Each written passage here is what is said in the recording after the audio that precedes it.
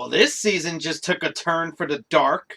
Not joking when I say that. The episode starts with a sort of campy kind of beginning. Aku kind of saying like he doesn't care to go after the samurai anymore, but also kind of like falling into like this kind of degree of madness because he can't die, so he kind of wonders when it's going to end.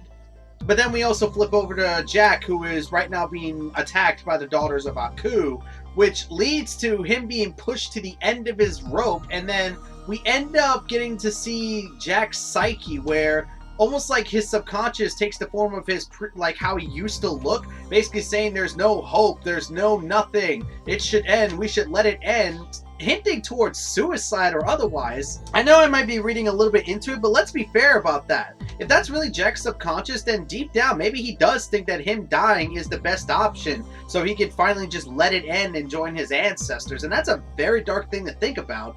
But throughout the episode, he just continues to fight, and continues to fight for his life against the daughters of Aku, which, like I said, they pushed him to the end of his rope. However, near the end of the episode, we finally get to see why the show is on Toonami/Adult Swim, and that's when Jack is forced to kill one of the daughters of Aku, which, as he said multiple times, every single enemy or otherwise that he's fought has always been nuts and bolts. It's always been robots or otherwise. And hell, even when he hasn't fought robots, he's always fought like mystical creatures or otherwise. He's never really fought an organic being if you really think about it. This is the first time he's had to take a life of an organic being, well, more or less a human.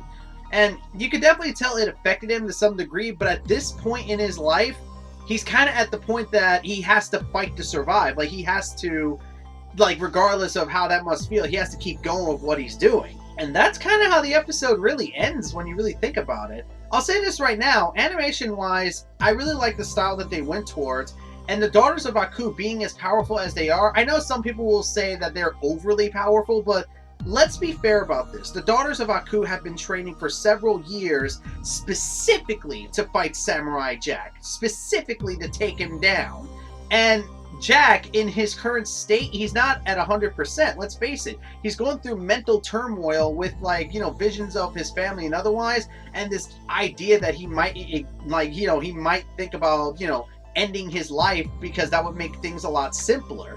He's not in the greatest of shape or in the state or even equipped to fight the daughters of Aku, who have been training for years to fight Jack. This episode really doesn't have a lot to it.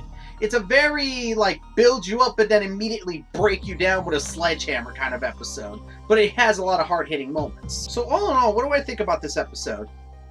I think this is a really good episode. I really like this one, and this is definitely the step in the direction that I was thinking of when it came to Samurai Jack. Like, I think this is the episode that we needed for this season, and this is definitely an episode that's going to push Jack in a new direction. Because at this point in time, if he doesn't learn to step up, he's either going to die or he's going to have a harder time as time progresses.